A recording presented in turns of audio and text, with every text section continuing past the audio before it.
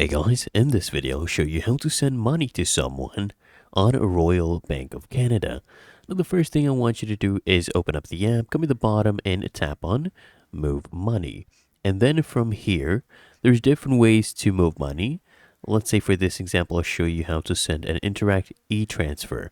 Okay, choose this option. And then the first thing you need to do is select the account from which you're going to be sending money. So you come click on this drop down and choose your account. In this case, we'll choose the checking account. And then you just enter the amount. Okay, you just plug in the amount and tap on done. Okay, let's say $5. And you can select the recipient as well. And if you don't have the recipient, you can tap here and add. So for example, we'll just use this one.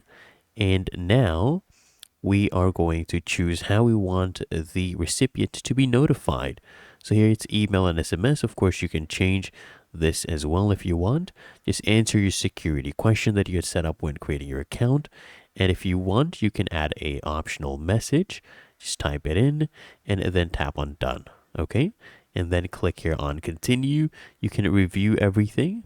And once you're ready, tap here on send now and you'll see the confirmation here. Really that easy. If you found this helpful, make sure you smash that like button and subscribe to Quick Fix.